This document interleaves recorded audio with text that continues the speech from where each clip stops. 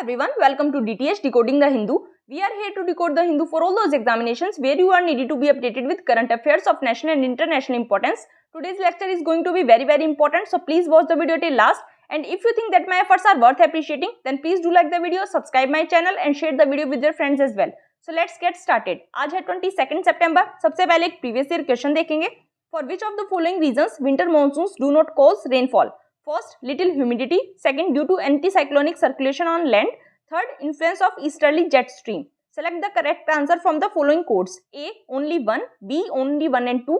C, only 2 and 3. D, 1, 2 and 3. आपको इस question का आंसर जरूर कमेंट बॉक्स में लिखना है. कल ही हमने मॉनसून विड्रॉल वाला टॉपिक किया है. मैंने आपको बोला था कि आपको स्टैटिक पोर्शन से मॉनसून वाला पूरा टॉपिक रिवाइज करना है. अगर आपने रिवाइज किया होगा तो इस क्वेश्चन का आंसर आप इजीली दे पाएंगे. अब एक क्योट देख लेते हैं. क्योट क्या है? The refugee crisis shows we can't be isolated from the world's geopolitical troubles. किसकी क्योट है ये? इमैनुअल मैक्रोन की. ये आपको नोट डाउन करके रख लेनी है. आपको पता है रोहिंग्याज फ्रीक्वेंटली न्यूज में रहते हैं, तो उनसे रिलेटेड अगर कोई क्वेश्चन आता है या फिर कहीं भी कोई रिफ्यूजी क्राइसिस वर्ल्ड में हो रहा है उससे रिलेटेड कोई ऐसे आता है तो आपको ये क्योट हेल्पफुल हो सकती है. न्यूज एनालिसिस की तरफ चलते हैं. फर्स्ट न्यूज हमारे पास क्या है? रशियन प्रेसिडेंट पुतिन ने जो रशिया और यूक्रेन के बीच में वॉर चल रहा है उसमें और भी ज्यादा ट्रूप्स अलोकेट कर दिए, लगा दी हैं. और क्या कहा है कि ये जो रशियन प्रेसिडेंट न्यूक्लियर थ्रेट का वार्निंग देते रहते हैं यूक्रेन को और वेस्टर्न कंट्रीज को, ये कोई दिखावा नहीं है, ये कोई ब्लफ नहीं है. ये सीरियसली वो मतलब न्यूक्लियर थ्रेट का जो ये वार्निंग देते हैं ये दिखावा नहीं है, ये सीरियसली ऐसा स्टेप ले सकते हैं. और उन्होंने कहा है कि हमारे पास रिस्पॉन्ड करने के लिए काफी सारे वेपन्स हैं. उन्होंने अराउंड 3 लाख ट्रूप को यूक्रेन के साथ जो फाइट चल रही है रशिया की उसमें ड्रॉप कर दिया है, लगा दिया है. और क्या कहा है कि ये जो ज़ैपोरिज़िया न्यूक्लियर पावर प्लांट था इसकी एक वाटर पाइप है वो डैमेज हो गई है. ये बातें थी. और इस आर्टिकल में क्या इंपॉर्टेंट आया है कि रशियन प्रेसिडेंट ने कहा है कि हम न्यूक्लियर वेपन्स को यूज करने के लिए एकदम प्रिपेयर्ड हैं. अपनी कंट्री को डिफेंड करने के लिए अगर हमें न्यूक्लियर वेपन्स का भी सहारा लेना पड़ेगा तो रशिया पीछे नहीं हटेगा. और यही बात यहाँ भी रिपीट की है कि अगर हमारी कंट्री की टेरिटोरियल इंटीग्रिटी खतरे में होगी तो हम हर मीन्स को यूज करेंगे अपने लोगों को प्रोटेक्ट करने के लिए. और ऐसा ये कोई दिखावा नहीं है, ये कोई मजाक नहीं है. मतलब रशिया सीरियसली यूज कर सकता है क्योंकि रशिया के पास रिस्पॉन्ड करने के लिए काफी सारे वेपन्स हैं. और इसी बात पे, इसी स्टेटमेंट पे यूक्रेन और वेस्टर्न अलाइज जो हैं यूक्रेन की, उन्होंने क्या रिस्पॉन्ड किया है कि ऐसा ये जो रशियन प्रेसिडेंट है उन्होंने इसलिए कहा है क्योंकि जो उनका यूक्रेन में कैंपेन था वो फेल हो रहा है. इसी के रिस्पॉन्स में उन्होंने न्यूक्लियर थ्रेट दिखाते हुए अपने आप को डिफेंड करने की कोशिश की है. इस आर्टिकल में एज सच इम्पोर्टेंट कुछ नहीं है, जस्ट एक ये जो ज़ैपोरिज़िया न्यूक्लियर पावर प्लांट जिसके बारे में हम ऑलरेडी 2-3 बार पढ़ चुके हैं, इसके बारे में पढ़ना इंपॉर्टेंट हो जाता है. बाकी जो न्यूक्लियर थ्रेट या फिर न्यूक्लियर एनर्जी से रिलेटेड 2-3 टॉपिक्स हैं वो पढ़ना हमारे लिए इंपॉर्टेंट हो जाता है. बैकग्राउंड देख लेते हैं. ट्रीटीज हैं कुछ न्यूक्लियर वेपन से रिलेटेड, उनके सेफ यूज से रिलेटेड, तो वो ट्रीटीज वगैरह हम पढ़ेंगे. सबसे पहली ट्रीटी है नॉन प्रोलिफरेशन ट्रीटी, जिसको न्यूक्लियर वेपन बैन ट्रीटी भी कहा जाता है और treaty on the prohibition of nuclear weapons भी कहा जाता है. आपको कंफ्यूज नहीं होना है, ये तीनों एक ही हैं. आप ऑब्लिक लगा सकते हैं. Non proliferation treaty, nuclear weapon ban treaty और treaty on the prohibition of nuclear weapons, ये एक ही है. क्या कहती है ये एक इंटरनेशनल ट्रीटी है जिसका ऑब्जेक्टिव है कि न्यूक्लियर वेपन्स और न्यूक्लियर टेक्नोलॉजी के स्प्रेड को रोकना और ये इंश्योर करना कि न्यूक्लियर एनर्जी का जो यूज है वो केवल पीसफुल पर्पसेस के लिए हो. और इसका फर्दर जो गोल है वो क्या है? डिसआर्मामेंट. मतलब जिस भी कंट्री के पास अगर न्यूक्लियर एनर्जी है, न्यूक्लियर टेक्नोलॉजी है, तो उसकी टेक्नोलॉजी को खत्म करवाना, कम करवाना. ये ट्रीटी आई थी, साइन की गई थी 1968 में, फोर्स में आई ये 1970 में और प्रेजेंटली इसमें 190 मेंबर स्टेट्स हैं. इंडिया इसका मेंबर नहीं है, आपको ध्यान रखना है. नॉन प्रोलिफरेशन ट्रीटी का इंडिया मेंबर नहीं है. इस ट्रीटी के अकॉर्डिंग जो कंट्रीज हैं उन्हें अपने प्रेजेंट और फ्यूचर प्लान्स हैं अगर न्यूक्लियर वेपन्स को बनाने के, उन पे गिव अप करना होगा, उनको वहीं की वहीं ड्रॉप करना होगा. और बदले में उन्हें क्या एक्सेस मिल जाएगा कि वो न्यूक्लियर एनर्जी को पीसफुल यूजेस के लिए एक्सेस कर सकते हैं, यूज कर सकते हैं. जो भी न्यूक्लियर वेपन स्टेट्स हैं, जो भी पार्टीज हैं एनपीटी के अंडर, उनको कैसे किस बेसिस पे डिफाइन किया गया है या किस बेसिस पे उनको सेलेक्ट किया गया है। जिन भी कंट्रीज के पास 1 जनवरी 1967 से पहले कोई भी न्यूक्लियर वेपन था, उन्होंने मैन्युफैक्चर कर लिया था, या फिर कोई भी अदर न्यूक्लियर एक्सप्लोसिव डिवाइस था, उनको nuclear weapon state parties NPT के अंडर माना गया है। एक और ट्रीटी आ जाती है जो इंपॉर्टेंट है, वो है कॉम्प्रिहेंसिव टेस्ट बैंड ट्रीटी। ये जो सीटीबीटी है इसको जेनेवा में कॉन्फ्रेंस ऑन डिसआर्मामेंट में नेगोशिएट किया गया था और इसको UNGA United nation general assembly ने 1996 में अडॉप्ट कर लिया था। इस ट्रीटी का इंटेंशन क्या है? सभी न्यूक्लियर एक्सप्लोजन को बैन करना, चाहे कहीं भी हो, चाहे किसी भी कंट्री द्वारा हो, सभी न्यूक्लियर एक्सप्लोजन्स को बैन करना। ये 1996 में सिग्नेचर के लिए ओपन की गई थी, मतलब किसी भी कंट्री को इसको साइन करना था तो वो कर सकता था। 182 कंट्रीज ने इसको साइन भी कर दिया और रिसेंटली 2011 में घाना लेटेस्ट कंट्री थी जिसने इसको रेटिफाई किया था। ये जो कॉम्प्रिहेंसिव टेस्ट बैंड ट्रीटी है, इसमें कॉम्प्रिहेंसिव टेस्ट बैंड टर्म को कैसे डिफाइन किया गया है? As a zero yield test band, मतलब ये सुपर क्रिटिकल हाइड्रोन्यूक्लियर टेस्ट को बैन करता है, प्रोहिबिट करता है, लेकिन सब क्रिटिकल हाइड्रोडायनामिक न्यूक्लियर टेस्ट को ये प्रोहिबिट या बैन नहीं करता। सुपर क्रिटिकल को बैन करेगा, सब क्रिटिकल को नहीं करेगा। ये जो हाइड्रोन्यूक्लियर टेस्ट होते हैं ये न्यूक्लियर मटेरियल्स की स्टडी करते हैं। इन्हें हाई कंप्रेशन में रखा जाता है, इन्हें एक्सप्लोजिव शॉक्स दिए जाते हैं, उस टाइम पे कैसे रिएक्ट करेंगे ये स्टडी करना हाइड्रोन्यूक्लियर टेस्ट का काम है। और इनकी जो यील्ड होती है वो कहाँ से कहाँ तक हो सकती है? या तो नेग्लिजिबल, या तो कुछ भी असर नहीं होगा, या फिर एक पूरा का पूरा फुल वेपन हमारे पास बन के आ जाएगा। जो सब क्रिटिकल वाले होते हैं जिनके ऊपर ये सीटीबीटी बैन नहीं करती है, वो ऐसे टेस्ट हैं जिनमें न्यूक्लियर मटेरियल्स इन्वॉल्व होते हैं और हाई एक्सप्लोसिव भी इसमें इन्वॉल्व हो सकते हैं। और एट लास्ट रिजल्ट क्या निकलेगा? नो यील्ड, मतलब इनका रिजल्ट नेग्लिजिबल होता है, इसलिए इनको अलाउ किया गया है सीटीबीटी में। ये जो ट्रीटी है सीटीबीटी, ये फोर्स में केवल तब आ सकती है जब 44 स्टेट्स इसको रेटिफाई कर दें। ट्रीटी की एनेक्स 2 में जो कंट्रीज हैं उनमें से 44 कंट्रीज को इसको रेटिफाई करना होगा, उसके बाद ही ये फोर्स में आएगी। और इन स्टेट्स के पास, सभी के पास न्यूक्लियर फैसिलिटीज थी जब ये ट्रीटी आई, जब ये इस ट्रीटी को नेगोशिएट किया गया, अडॉप्ट किया गया। ऐसी स्टेट्स जिनके पास उस टाइम पे न्यूक्लियर फैसिलिटीज थी, उनमें से किसी 44 स्टेट्स को जो कि एनेक्स 2 में लिस्टेड हैं उनको रेटिफाई करना होगा, तभी ये ट्रीटी जो है फोर्स में आएगी। अगस्त 2011 तक क्या सिनेरियो था कि इस ट्रीटी को 36 स्टेट्स ने रेटिफाई कर दिया था। अभी हमें 44 चाहिए, रेटिफाई केवल 36 ने किया है। 8 स्टेट्स अभी भी रेटिफाई करना बाकी हैं। कौन कौन सी स्टेट्स बाकी हैं? China, north Korea, Egypt, Iran, India, Israel, Pakistan और यूएस। इन्होंने इसको रेटिफाई नहीं किया है। और इंडिया, नॉर्थ कोरिया और पाकिस्तान ने तो इसे साइन भी नहीं किया है। आपको पता है कि साइन और रेटिफाई में डिफरेंस होता है, तो बाकी 5 कंट्रीज ने इसको साइन कर दिया है, लेकिन इंडिया, नॉर्थ कोरिया और पाकिस्तान ने इसको साइन भी नहीं किया है। ये इंपॉर्टेंट था। उसके बाद इसमें क्या कहा गया है कि इन तीनों ने साइन नहीं किया, इंडिया, पाकिस्तान और नॉर्थ कोरिया ने, प्लस इन्होंने जो अपने न्यूक्लियर टेस्ट थे वो 1996 के बाद किए हैं। इंडिया और पाकिस्तान ने मई 1998 में किया है और नॉर्थ कोरिया ने 2006 से 2017 के बीच में 6 टाइम्स ऐसे टेस्ट किए हैं। तो सीटीबीटी जो है आ नहीं पाई, फोर्स में आ नहीं पाई, और इसके पास कोई लीगल अथॉरिटी फिलहाल नहीं है, क्योंकि 44 स्टेट्स वाली जो कंडीशन थी वो मेट नहीं हुई, इसलिए अभी सीटीबीटी जो है वो फोर्स में नहीं आई है। अब एक टॉपिक और यहाँ इंपॉर्टेंट हो जाता है पढ़ना, वो है एनएसजी, न्यूक्लियर सप्लायर ग्रुप।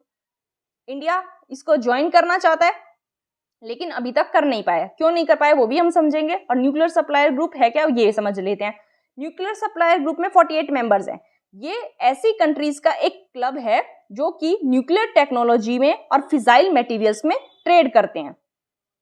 मतलब एक काम तो इन कंट्रीज का ये है कि न्यूक्लियर वेपन्स को नॉन प्रोलिफरेशन करना, मतलब न्यूक्लियर वेपन्स को फैलने से रोकना। प्लस दूसरा काम क्या है, जो ऐसी कंट्रीज है जो न्यूक्लियर टेक्नोलॉजी और फिसाइल मटेरियल्स में ट्रेड करती हैं, वो एनएसजी की मेंबर्स हैं। इसमें 48 मेंबर कंट्रीज हैं। 1974 में इसको लाया गया था जब इंडिया ने अपना न्यूक्लियर टेस्ट किया था। नाम क्या था हमारे न्यूक्लियर टेस्ट का? स्माइलिंग बुद्धा।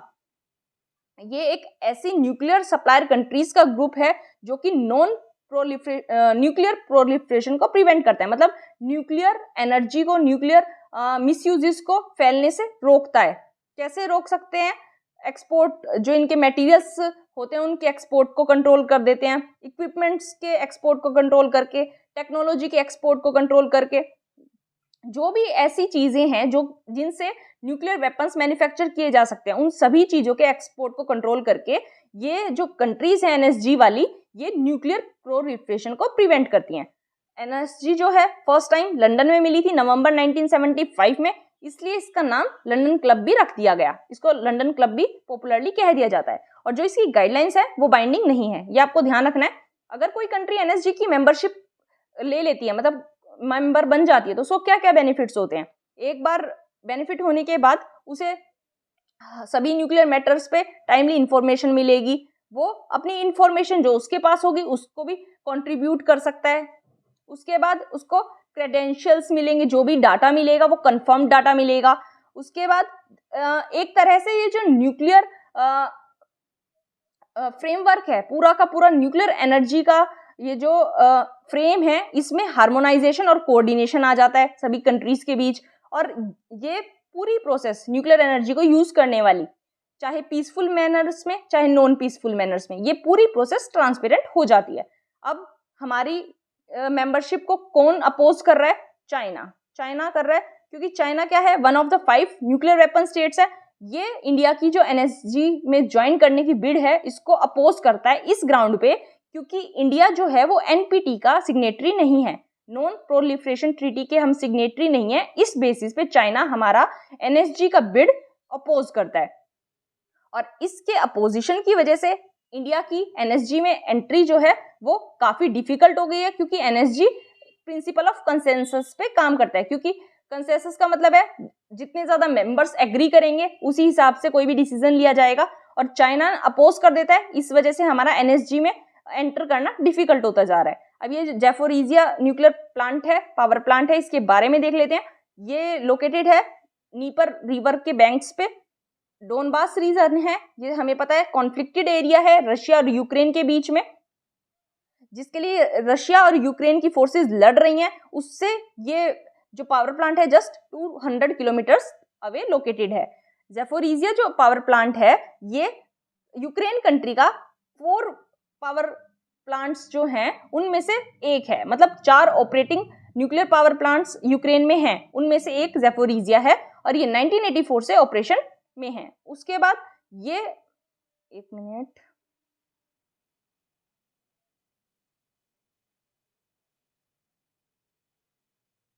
जैपोरिजिया जो है ये यूक्रेन के जो न्यूक्लियर पावर प्लांट्स हैं, जितनी टोटल एनर्जी जनरेट करते हैं चारों मिलके, उनमें से 40% अकेला ये जैपोरिजिया पावर प्लांट देता है। तो आप देख सकते हैं कितना बड़ा ये प्लांट है, कितनी ज्यादा इंपॉर्टेंस यूक्रेन के लिए, यूक्रेन की इकोनॉमी के लिए इसकी बढ़ जाती है, क्योंकि इसी से 40% इलेक्ट्रिसिटी जनरेट होती है। और पूरे यूक्रेन की जो एनुअल इलेक्ट्रिसिटी प्रोडक्शन है उसका 1/5 इसी न्यूक्लियर पावर प्लांट से आता है। इस न्यूक्लियर पावर प्लांट में 6 प्रेशराइज्ड वाटर रिएक्टर्स हैं, जिनको 1984 से 1995 के बीच में कमीशन किया गया। सभी की हर एक की कैपेसिटी है, इलेक्ट्रिकल कैपेसिटी है 1000 मेगावाट। तो आप सोच सकते हैं 6 हैं तो टोटल कितनी होगी, 6000 मेगावाट। तो ये यूक्रेन के लिए काफी इंपॉर्टेंट है, और रशिया ने इसको होल्ड कर रखा है, इसको मिसयूज कर रहा है। इसके ऊपर भी आर्टिकल्स काफी आए हैं, हमने टाइम टू टाइम कवर किए हैं। इसमें यही इंपॉर्टेंट था आर्टिकल में। मेरी तरफ से मैं हर चीज कवर करने की कोशिश करती हूँ, चाहे जो भी न्यूज में टॉपिक आता है उससे रिलेटेड जो भी टॉपिक हो सकता है, मैं कोशिश करती हूँ कि सब कुछ कवर किया जाए, सो दैट एक कॉम्प्रिहेंसिव मैनर में हमारी स्टडी चल सके। अगर कोई टॉपिक आपको लगता है मैंने छोड़ दिया है तो आप कमेंट बॉक्स में मुझे बता सकते हैं। अगर कोई ऐसा टॉपिक आप मुझे सजेस्ट करेंगे जो कि न्यूज में आता रहता है तो मैं उसको जब न्यूज में आएगा तभी कवर कर दूंगी, और कोई नया टॉपिक अगर आप बताएंगे तो मैं उसके लिए अलग से वीडियो भी बना दूंगी। नेक्स्ट आर्टिकल पे चलते हैं। नेक्स्ट आर्टिकल हमारे पास है, एक सेंचुरी के बाद निजाम ऑफ हैदराबाद की स्वॉर्ड तलवार वापस इंडिया में रिटर्न हो रही है। हमें पता है ब्रिटिशर्स हमारे यहाँ से काफी चीजें ले गए, उनमें से एक थी निजाम ऑफ हैदराबाद की ये स्वॉर्ड, ये वापस इंडिया आ रही है। और ये कब हुआ, मतलब ये वापस आने का सिलसिला कैसे हुआ, मैं आपको पूरी स्टोरी समझाती हूँ। ग्लासगो लाइफ म्यूजियम कलेक्शंस में कुछ ऐसी चीजें रखी हुई हैं जिन्हें ब्रिटिशर्स इंडिया से ले गए थे। तो ऐसी 7 चीजों के बारे में बात हुई है इंडियन गवर्नमेंट और ग्लासगो लाइफ म्यूजियम कलेक्शन की जो मैनेजमेंट है उसके साथ, और उन्होंने वो 7 चीजें वापस देने के लिए एग्री कर लिया है। जो बाकी 6 चीजें हैं वो क्या हैं, किसी जो हमारे यहाँ के टेम्पल्स हैं उनके रेमनेंट्स, उनके कोई पार्ट्स जो ब्रिटिशर्स ले गए थे वो, और एक है यहाँ निजाम की स्वॉर्ड। तो ये इंपॉर्टेंट हो जाता है हमारे लिए। ये जो स्वॉर्ड थी इसको हैदराबाद में बेचा गया था अर्ली 20th सेंचुरी में। इसे परचेज किया था 1905 में जनरल सर आर्चीबेल्ड हंटर ने, जो कि कमांडर इन चीफ थे बॉम्बे कमांड के 1903 से 1907 तक। और ये जो तलवार थी जब ब्रिटेन में चली गई उसके बाद इसे ये जो मिस्टर हंटर थे इनके नेफ्यू ने ये ग्लासगो लाइफ म्यूजियम्स कलेक्शन में डोनेट कर दिया था 1978 में। इस तलवार की खासियत क्या है, इस पे जो काम किया गया है, गोल्ड की इचिंग्स की गई हैं, एलिफेंट और टाइगर्स बनाए गए हैं इस स्वॉर्ड पे, वो भी गोल्ड से, खुदाई की गई है गोल्ड से, और किसके डायग्राम्स, किसके फिगर्स बनाए गए हैं, एलिफेंट और टाइगर्स के। तो सबसे पहला आपके लिए क्वेश्चन है, अगर आपने स्टैटिक पार्ट पढ़ रखा है तो आपको बताना है कि हैदराबाद के फाउंडर हैं कौन, और उन्होंने कौन से ईयर में हैदराबाद को फाउंड किया था। ये आपके लिए क्वेश्चन है, ये आपको बताना है। बाकी मैं बैकग्राउंड आपको पूरा बता देती हूँ जो भी मुझे लगता है इस आर्टिकल में एग्जाम के लिए इंपॉर्टेंट हो सकता है, क्योंकि ये आर्टिकल इंपॉर्टेंट नहीं है, हैदराबाद जो स्टेट है उसका कुछ हमारे एग्जाम के साथ रेलिवेंस है, इंपॉर्टेंस है, उसके बारे में पढ़ लेते हैं। ऑपरेशन पोलो उस पुलिस एक्शन का कोड नेम था जिसे प्रिंसली स्टेट ऑफ हैदराबाद के अगेंस्ट में चलाया गया था इन सितंबर 1948। और जो newly independent Republic of India था उसकी पुलिस ने इसको चलाया था। हमें पता है जो इंडियन इंडिपेंडेंस एक्ट लाया गया था 1947 में, उसमें पॉलिसी ऑफ सब्सिडरी अलायंस को अबंडन कर दिया गया था, खत्म कर दिया गया था, और प्रिंसली स्टेट्स के पास 3 ऑप्शन थे अपने फ्यूचर को डिसाइड करने के। कौन कौन से ऑप्शन थे, या तो वो इंडिया में मिल जाएं, या फिर पाकिस्तान में जाके मिल जाएं, या फिर वो इंडिपेंडेंट रहे। तो बाकी जो प्रिंसली स्टेट्स थी उन्होंने अपना डिसीजन ले लिया था, या तो वो इंडिया के साथ रह गई थी या फिर वो पाकिस्तान के साथ जाके जुड़ गई थी। लेकिन केवल 3 स्टेट्स ऐसी थी प्रिंसली स्टेट्स जिन्होंने इंडिपेंडेंट रहने के लिए चूज किया था। कौन कौन सी थी, जूनागढ़, हैदराबाद और जम्मू कश्मीर। ये तीनों स्टेट्स ऐसी थी जो इंडिपेंडेंट रहना चाहती थी। तो इसीलिए मैंने ये पूरा बैकग्राउंड उठाया है, क्योंकि जम्मू कश्मीर इंपॉर्टेंट हो जाता है, जम्मू कश्मीर न्यूज में रहता ही है, और हैदराबाद की आज बात आई है तो हैदराबाद भी इंपॉर्टेंट हो जाता है, क्योंकि 3 ही स्टेट्स थी और जम्मू कश्मीर इंपॉर्टेंट है, हैदराबाद भी इसी वजह से इंपॉर्टेंट हो जाता है क्योंकि it is one of the states that choose to remain independent. तो 1948 में क्या हुआ, बाकी सारी प्रिंसली स्टेट्स ने इंडिया को एक्सीड कर दिया और कुछ ने पाकिस्तान को कर दिया, लेकिन हैदराबाद स्टेट ने ये चूज किया कि वो ना तो पाकिस्तान को ज्वाइन करेंगे ना ही इंडिया को। हैदराबाद निजाम के द्वारा रूल किया जाता था, मीर सर ओस्मान अली खान असफजा 7। और यहाँ क्या थी, एक लार्ज हिंदू पॉपुलेशन थी। जो किंग थे वो थे मुस्लिम, पॉपुलेशन थी हिंदू, और उन्होंने क्या सोचा कि वो इंडिपेंडेंस अपनी मेंटेन रख पाएंगे, लेकिन वो ये भूल गए कि जो उनकी आर्मी थी सबसे पहले तो वो इर्रेगुलर थी। और इर्रेगुलर क्यों थी, क्योंकि इससे मुस्लिम एरिस्टोक्रेसी ने रिक्रूट किया था। मुस्लिम एरिस्टोक्रेसी जो थी उनको राजाकर्स कहा जाता था। जो हैदराबाद प्रिंसली स्टेट थी वहां राजाकर्स का बहुत ज्यादा दबदबा देखा जा सकता था, और इन्हीं ने आर्मी को अपॉइंट किया था। और हैदराबाद की आर्मी जो थी वो काफी ज्यादा इर्रेगुलर थी। और इंडिया जो था वो ये नहीं चाहता था कि एक वेल्दी और पावरफुल प्रिंसली स्टेट अपने इंडिपेंडेंट तरीके से अपने आप को चलाए, अपने डिवाइसेस खुद हैंडल करे, अपने अफेयर्स को खुद हैंडल करे। इंडिया उस स्टेट को, वेल्दी और पावरफुल प्रिंसली स्टेट को छोड़ना नहीं चाहता था। और कुछ इवेंट्स हैदराबाद में खुद ऐसे हुए जिसकी वजह से इंडिया के लिए आसान हो गया इसको अपने कब्जे में लेना। हैदराबाद में क्या हुआ, तेलंगाना में अपराइजिंग्स हो गई, और ये जो मिलिटेंट राजाकर्स थे इन्होंने ये खतरा दिखाना किंग को, ये एक तरह से माहौल बना दिया, वहां का रीजन ऐसा कर दिया जहां इंस्टेबिलिटी का पूरी तरह फियर हो गया था। मतलब इन्होंने अपना पूरा कब्जा जमा लिया था हैदराबाद पे, एक इंस्टेबिलिटी का माहौल हो गया था। इसलिए गवर्नमेंट ऑफ इंडिया ने क्या डिसाइड किया कि वो एक मिलिट्री ऑपरेशन चलाएगी जिससे कि हैदराबाद को अनेक्स कर लिया जाएगा। तभी ऑपरेशन पोलो चलाया गया था और हैदराबाद को फाइनली इंडिया में अनेक्स कर लिया गया था। अब हमने सब्सिडी अलायंस पढ़ा था कि इंडियन इंडिपेंडेंस एक्ट 1947 में ये जो सब्सिडी अलायंस का सिस्टम था ये अबॉलिश हो गया था। तो ये सिस्टम था क्या? सब्सिडी अलायंस का जो सिस्टम था ये एक ट्रीटी होती थी ब्रिटिश ईस्ट इंडिया कंपनी और इंडियन प्रिंसली स्टेट्स में, जिसमें जो इंडियन किंगडम्स है उनकी पूरी सॉवरेनिटी खत्म हो जाती थी इंग्लिश को, मतलब उनकी सॉवरेनिटी खत्म हो जाती थी अपने किंगडम पे। और ये एक मेजर प्रोसेस थी क्योंकि इसी प्रोसेस की वजह से ब्रिटिशर्स जो थे वो इंडिया में अपना एम्पायर बिल्ड कर पाए थे। इसे फ्रेम किया था लॉर्ड वेलेस्ली ने, जो कि इंडिया के गवर्नर जनरल रहे थे 1798 से 1805 तक। लेकिन ये जो पॉलिसी थी ये एक्चुअली में फर्स्ट टाइम किसने दी थी? French governor general marquis Dupleix ने। मतलब आइडिया इनका था लेकिन इंप्लीमेंट लॉर्ड वेलेस्ली ने किया। फर्स्ट जो स्टेट थी, फर्स्ट जो रूलर थे जो जिन्होंने सब्सिडरी अलायंस को एक्सेप्ट किया था वो थे नवाब ऑफ अवध। उसके बाद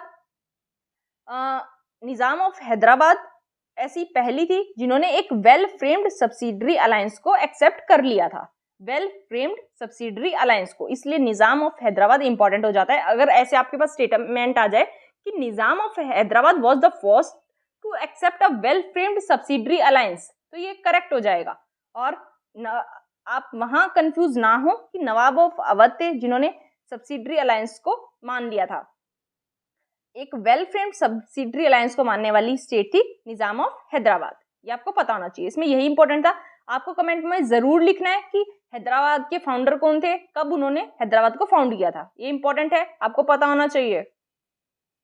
नेक्स्ट आर्टिकल हमारे पास है मैनुअल स्कैवेंजिंग से रिलेटेड। हमने इसको आई थिंक 10 या 12 दिन पहले कवर भी किया था न्यूज को। ये न्यूज आई थी कि मुंडका में एक तो स्वीपर और एक गार्ड वो सीवर साफ करते हुए उनकी डेथ हो गई। तो ये एक बहुत बड़ा क्वेश्चन उठा था कि एक स्वीपर और एक सिक्योरिटी गार्ड सीवरेज में क्या करने गया, मतलब उनका काम नहीं है सीवरेज को साफ करना, तो ऐसी क्या कंडीशंस थी, किसने इनको भेजा, ये इस बात पे काफी बड़ा इशू था। और किन सर्कमस्टांसेस में इनकी डेथ हुई, इनकी सेफ्टी को इंश्योर क्यों नहीं किया गया, इस पे भी काफी बड़ा क्वेश्चन उठा था। हमने बहुत ज्यादा इस टॉपिक को अच्छे से कवर किया था कि मुंडका एरिया में इन्होंने टॉक्सिक गैसेस को इनहेल कर लिया जब सीवर में गए, इसकी वजह से इनकी डेथ हो गई। तो इस आर्टिकल में हमारे पास सबसे पहले इंपॉर्टेंट हो जाता है एनसीएसके, नेशनल कमीशन फॉर सफाई कर्मचारी, क्योंकि इन्हें हाई कोर्ट ने कहा है, दिल्ली हाई कोर्ट ने डीडीए को, सिटी पुलिस को और एनसीएसके को कि इन्हें सीवर डेथ पे पूरा जो ये मैटर था इस पे अपना रिप्लाई देना है।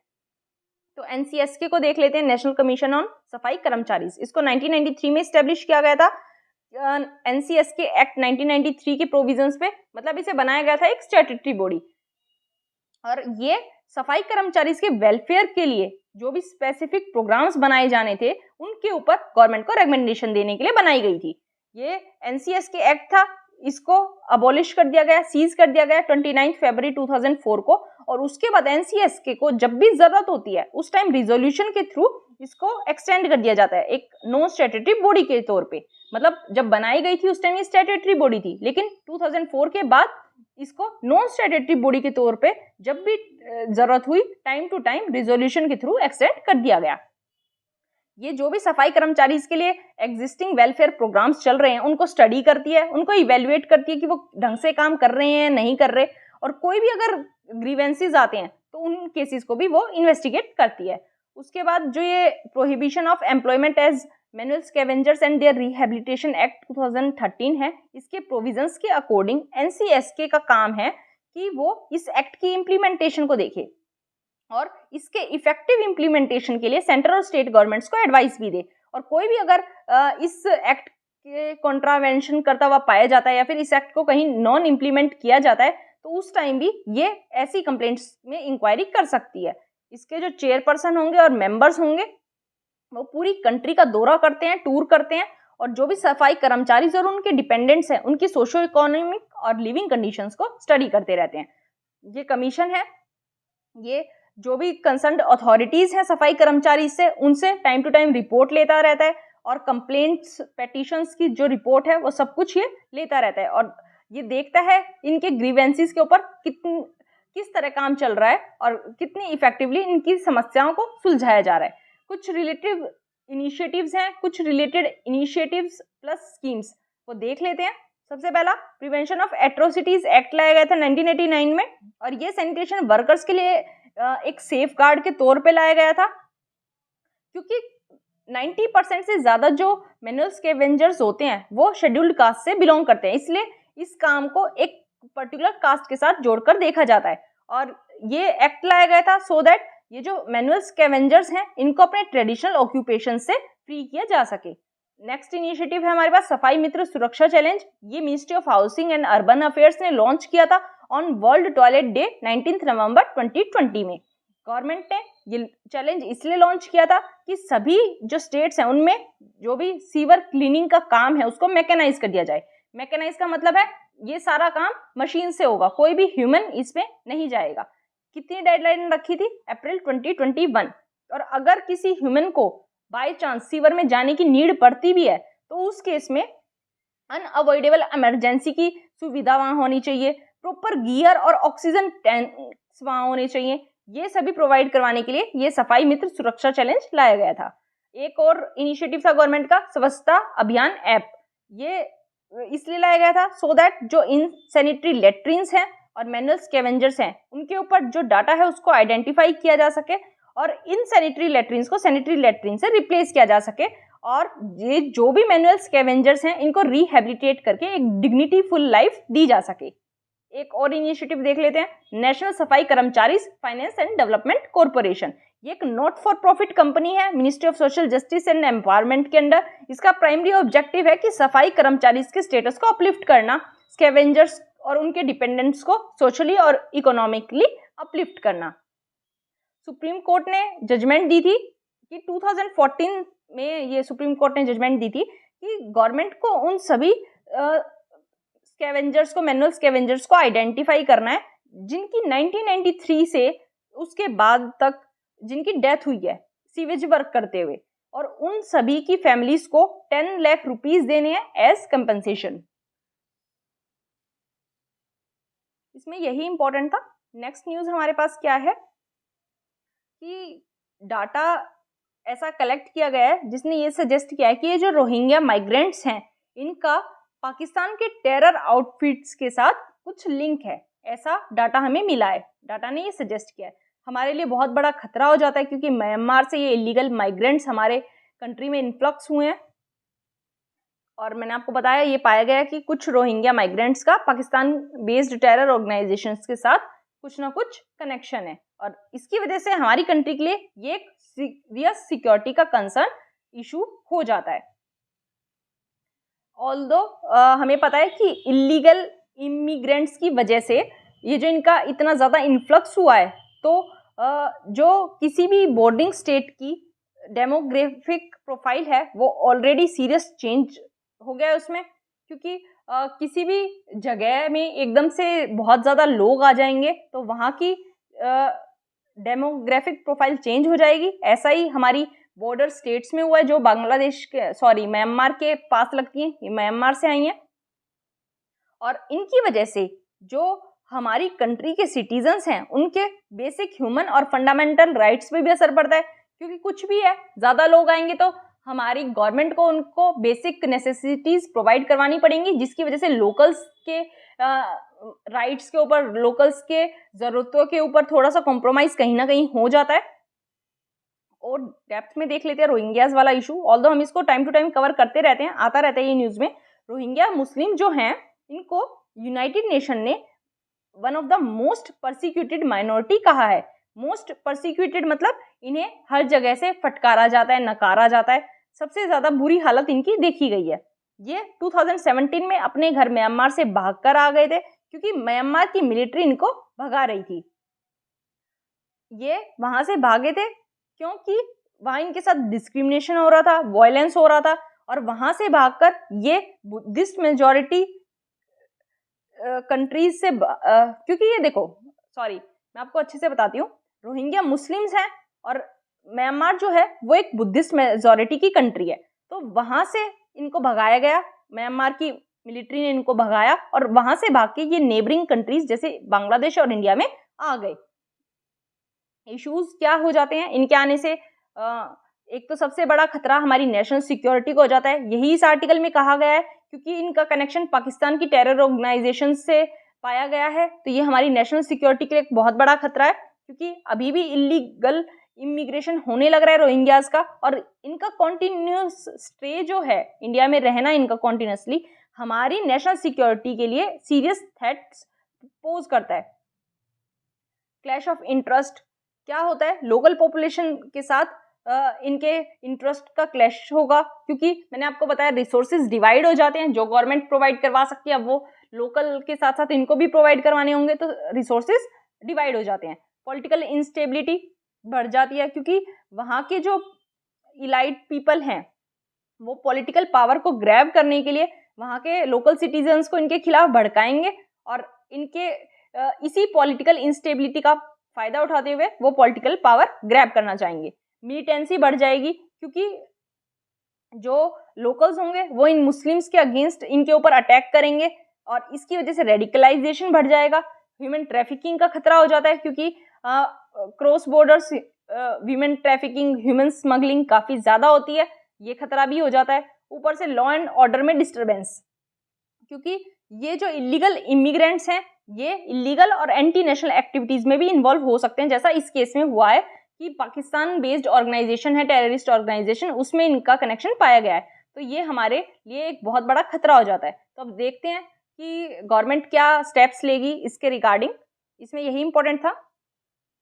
नेक्स्ट आर्टिकल हमारे पास है कि इसरो ने हाइब्रिड प्रोपल्जन सिस्टम को सक्सेसफुली टेस्ट कर लिया है, और इसकी हेल्प से हाइब्रिड ये जो प्रोपेलेंट टेक्नोलॉजी हमने डेवलप कर ली है, सक्सेसफुली टेस्ट कर ली है, इसकी वजह से फ्यूचर टेक्नोलॉजीज जो भी होंगी उसमें हमें काफी एड और हेल्प मिलेगी। तो हमारे लिए इंपॉर्टेंट हो जाता है हाइब्रिड प्रोपल्जन के बारे में पढ़ना। हाइब्रिड प्रोपेलेंट होता क्या है?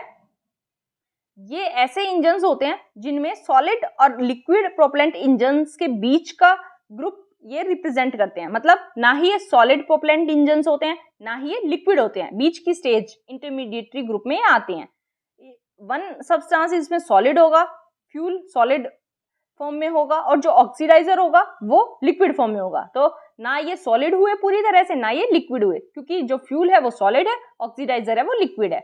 लिक्विड को सॉलिड में इंजेक्ट किया जाएगा, और जो फ्यूल रिजर्वोयर होगा वो कंबशन चैम्बर की तरह काम करेगा। फ्यूल रिजर्वोयर में ही कंबशन होगा और वही कंबशन चैम्बर की तरह काम करेगा। मेन एडवांटेज क्या हो जाता है ऐसे इंजन्स को यूज करने का? परफॉर्मेंस हाई हो जाती है, जैसे सॉलिड प्रोपेलेंट्स में होती है वैसे ही इसमें भी हाई परफॉर्मेंस देखी जा सकती है। लेकिन इनका मेन एडवांटेज क्या हो जाता है कि इस कंबशन को मॉडरेट किया जा सकता है, मतलब थोड़ा धीमा किया जा सकता है, स्टॉप भी किया जा सकता है, और इवन रीस्टार्ट भी इसको किया जा सकता है। ऐसा सॉलिड प्रोपेलेंट्स में पॉसिबल नहीं था, ये इसका मेन एडवांटेज है। और क्योंकि इस कॉन्सेप्ट को बनाना, इसका यूज करना काफी मुश्किल है, इसलिए हाइब्रिड प्रोपेलेंट इंजन्स काफी रेयरली बनाए जाते हैं, और इसी टेक्नोलॉजी की बात हम यहाँ कर रहे हैं। हमारे इसरो ने इसको सक्सेसफुली टेस्ट कर लिया है, तो हमारे लिए एक बहुत बड़ी अचीवमेंट ही हो जाती है। अब तक क्या हो रहा था कि सॉलिड फ्यूल के तौर पे हम यूज करते थे HTPB बेस्ड, मतलब ये जो एल्यूमिनाइज्ड सॉलिड फ्यूल होता था वो होता था हाइड्रोक्साइल टर्मिनेटेड पॉलीब्यूटाडीन का एल्यूमिनाइज्ड सॉलिड फ्यूल, और ऑक्सीडाइजर क्या होता था? Liquid oxygen. सॉरी, अब नए में होगा जो ऑक्सीडाइजर होगा वो लिक्विड ऑक्सीजन होगा, और जो सॉलिड फ्यूल होगा वो होगा HTPB बेस्ड एल्यूमिनाइज्ड सॉलिड फ्यूल। जो पहले होता था वो क्या होता था? ऑक्सीडाइजर के रूप में, ऑक्सीडाइजर के तौर पे अमोनियम परकोलेट को यूज किया जाता था, अब यूज किया जाएगा लिक्विड ऑक्सीजन। ये फर्क है, पहले यूज होता था अमोनियम परकोलेट, अब यूज होगा लिक्विड ऑक्सीजन। और मैंने आपको बताया कि ये हाइब्रिड टेक्नोलॉजी की हेल्प से क्या हो जाता है, मोटर को रीस्टार्ट हम कर सकते हैं, और इसकी थ्रोटलिंग कैपेबिलिटीज भी बढ़ जाती है। मतलब इसको हम मॉडरेट भी कर सकते हैं, इसको स्टॉप भी कर सकते हैं, इसको रीस्टार्ट भी कर सकते हैं। ये सब कैपेबिलिटीज इसकी बढ़ जाती हैं। और ये कहा गया है कि HTPB और LOX दोनों ही ग्रीन है, मतलब ये लिक्विड ऑक्सीजन और HTPB ये दोनों ही ग्रीन है, मतलब सेफ है एनवायरनमेंट के लिए। लेकिन जो क्रायोजेनिक LOX है ये ज़्यादा सेफ है हैंडल करने के लिए, इजीली हैंडल किया जा सकता है। तो हमारे लिए मैंने आपको बताया बहुत बड़ी अचीवमेंट ये हो गई है, क्योंकि इसको बनाना, इसको यूज़ करना काफ़ी मुश्किल था हाइब्रिड प्रोपल्जन सिस्टम को। तो इसमें यही इंपॉर्टेंट था। नेक्स्ट आर्टिकल हमारे पास है कि बिहार है वो नक्सल प्रेजेंस से, नक्सलिज्म से पूरा का पूरा फ्री हो गया है। लेकिन झारखंड के कुछ एरियाज में अभी भी थोड़ी सी नक्सल प्रेजेंस देखी जा सकती है, और ये जो हमारी नक्सलिज्म के साथ फाइट चल रही है वो लास्ट स्टेजेस में आ चुकी है, ऐसा कहा है हमारे CRPF चीफ ने। तो इस आर्टिकल में इंपॉर्टेंट आपके पास है कि आपको ये ऑपरेशंस के नाम पता होने चाहिए। Operation octopus, operation double bull, operation thunderstorm और ऑपरेशन चकरबंध, ये आपको याद होने चाहिए। इन्हीं ऑपरेशन से हमने नक्सलिज्म को हैंडल किया है। उसके बाद नक्सलिज्म के बैकग्राउंड को थोड़ा सा देख लेते हैं। नक्सलिज्म ये जो टर्म है ये आई है वेस्ट बंगाल के एक विलेज से, नक्सलबारी से। ये इसका ओरिजिनेशन कैसे हुआ था? ये जो लोकल लैंडलॉर्ड्स थे उनके खिलाफ एक रिबेलियन चलाया गया था, क्योंकि ये लैंडलॉर्ड्स पीजेंट्स के साथ लैंड डिस्प्यूट रखा करते, इसलिए उन लैंडलॉर्ड्स के खिलाफ एक रिवॉल्यूशन कह सकते हैं, एक रिबेलियन कह सकते हैं, ये चलाया गया था। और 1967 में इसको इनिशिएट किया गया था। और इसका एम क्या था, ऑब्जेक्टिव क्या था कि लैंड को राइटफुली रीडिस्ट्रीब्यूट किया जाए, जो वर्किंग पेजेंट्स है उनको भी लैंड दी जाए, और लीडर्स थे इसके कानू सन्याल और जगन संथल, ये दो इसके मेन लीडर्स है। इनकी लीडरशिप के अंडर ये किया जा रहा था। वेस्ट बंगाल में स्टार्टिंग हुई थी और फिर धीरे धीरे ये पूरे ईस्टर्न इंडिया में फैलता गया। और सबसे ज्यादा फैलाव हुआ इसका लेस डेवलप्ड एरियाज में, इन स्टेट्स के जैसे छत्तीसगढ़, उड़ीसा और आंध्र प्रदेश, इनके लेस डेवलप्ड एरिया से उनमें इस मूवमेंट का फैलाव ज्यादा हुआ। ऐसा माना जाता है कि नक्सल्स जो हैं वो माओइस्ट पॉलिटिकल सेंटिमेंट्स और माओइस्ट जो आइडियोलॉजी है उसको सपोर्ट करते हैं। माओइस्ट क्या है, माओइज्म है क्या? ये एक फॉर्म ऑफ कम्युनिज्म है जो कि डेवलप की थी माओ सी टंग ने। और इसका मतलब क्या है, माओइज्म होता क्या है? इसका मतलब है कि अगर आपको स्टेट पावर को कैप्चर करना है तो आपको आर्म्ड इंसर्जेंसी भी करनी पड़ेगी, मास मोबिलाइजेशन भी करना पड़ेगा, स्ट्रेटेजिक अलायंस भी बनाने पड़ेंगे। इनके कॉम्बिनेशन से ही आप किसी भी स्टेट की पावर को कैप्चर कर सकते हैं, ऐसा ये डॉक्ट्रिन है माओइज्म की। तो ऐसा माना जाता है कि नक्सल्स जो हैं वो माओइस्ट आइडियोलॉजी को सपोर्ट करते हैं। कॉजेस क्या थे इस नक्सलिज्म के? ट्राइबल डिस्कंटेंट, सबसे पहले जो फॉरेस्ट कंजर्वेशन एक्ट 1980 में लाया गया था, इसने ट्राइबल्स को उनका जो फॉरेस्ट प्रोड्यूस को यूज करने का राइट था, जिनके ऊपर वो अपनी लिविंग के लिए डिपेंड थे, उनका ये हक छीन लिया था। उसके बाद ट्राइबल पॉपुलेशन को काफी ज्यादा डिस्प्लेस किया गया नक्सलिज्म अफेक्टेड एरियाज में, क्योंकि वहाँ डेवलपमेंट प्रोजेक्ट्स चलाए जा रहे थे, माइनिंग ऑपरेशंस किए जा रहे थे, या फिर बाकी किसी रीजन की वजह से इनका बहुत ज्यादा डिस्प्लेसमेंट हुआ, जिससे नक्सलिज्म बहुत ज्यादा इन लोगों के बीच में बढ़ गया। और ये लोग थे वो माओइस्ट लोगों का इजी टारगेट थे, क्योंकि इन लोगों के पास कोई अपना सोर्स ऑफ लिविंग था नहीं, इसलिए माओइस्ट ने इनको अपने असर में बहुत जल्दी ले लिया। माओइस्ट ने इन लोगों को आर्म्स प्रोवाइड की, एम्यूनिशंस प्रोवाइड की और ऐसे लोगों को पैसे दिए, तो इस वजह से ये इनके इन्फ्लुएंस में आ गए। जो हमारी कंट्री में सोशियो इकोनॉमिक सिस्टम में गैप है, उसकी वजह से भी नक्सलिज्म की प्रेजेंस ज़्यादा देखी जा सकती है।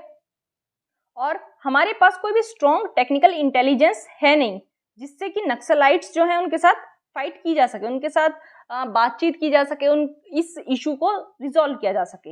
इंफ्रास्ट्रक्चर प्रॉब्लम्स जो हैं, क्योंकि कुछ विलेजेस ऐसे हैं जिनमें अभी भी कम्युनिकेशन नेटवर्क अच्छे से इस्टेब्लिश नहीं हो पाया है, ये भी नक्सलिज्म को बढ़ावा देता है। एडमिनिस्ट्रेशन की तरफ से भी कोई इनिशिएटिव्स ऐसे नहीं लिए जाते, एक्टिव पार्टिसिपेशन नहीं दिखाया जाता।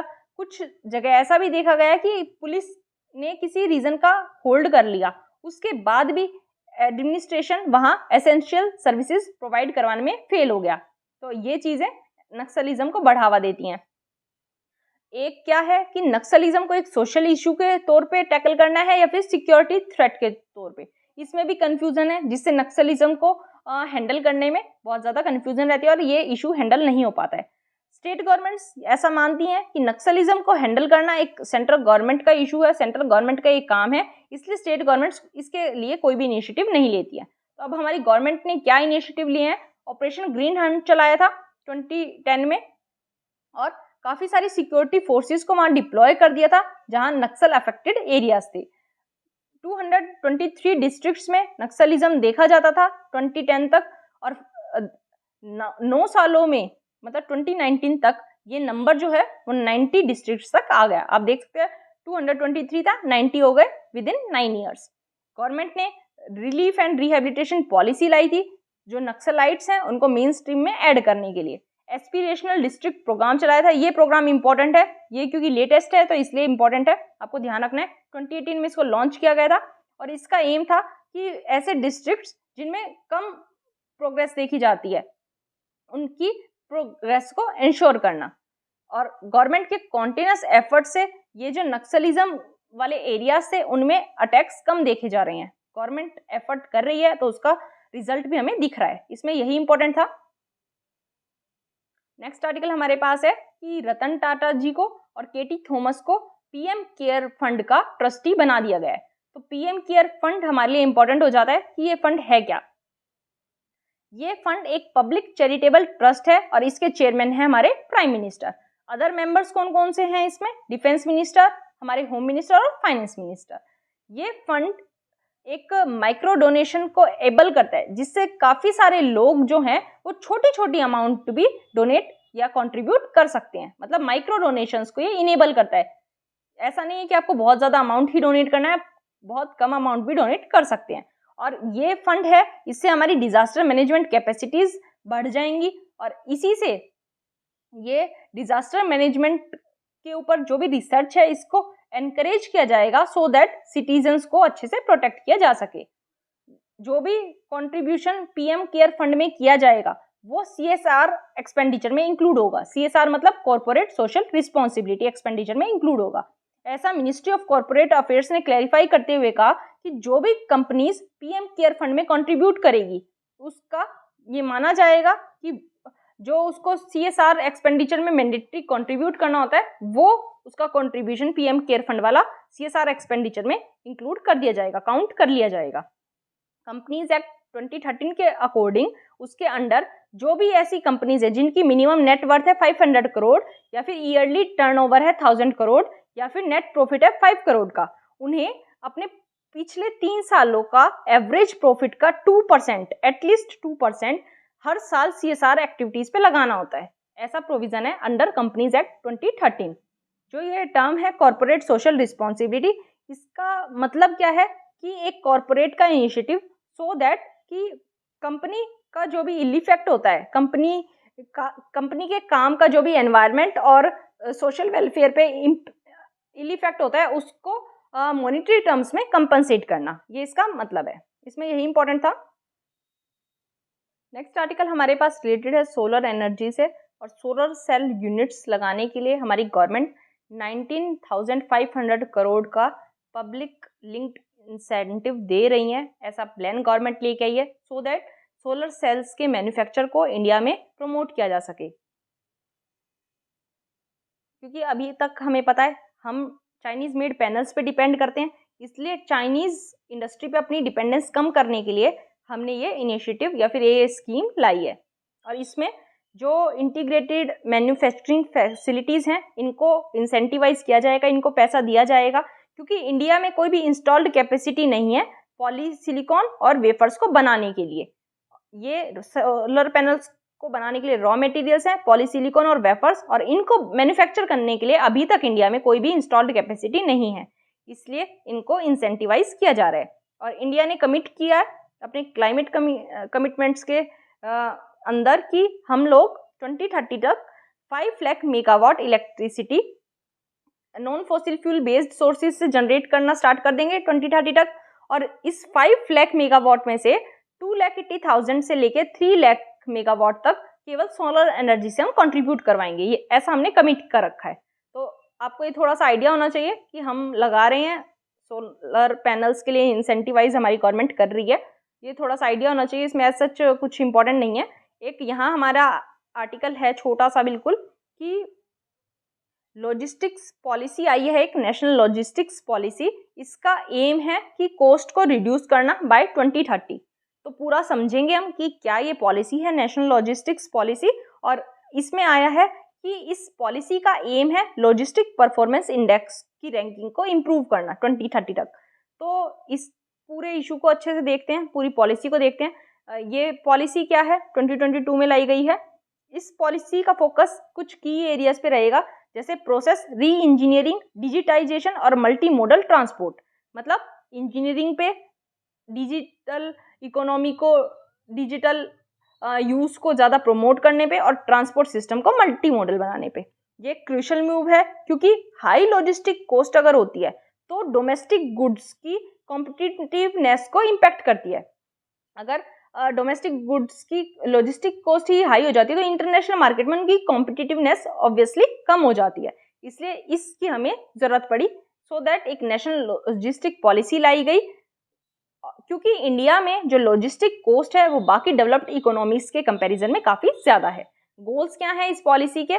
इस पॉलिसी का गोल है कि लॉजिस्टिक कॉस्ट जो हैं उनको 2030 तक ऑलमोस्ट हाफ कट ऑफ कर दिया जाए, सो दैट कि अभी जो हमारा लॉजिस्टिक कॉस्ट है वो 14 to 18% GDP तक लगता है, उसको जो ग्लोबली माना जाता है 8% जो कि सही है, उतने तक हम ले आएं।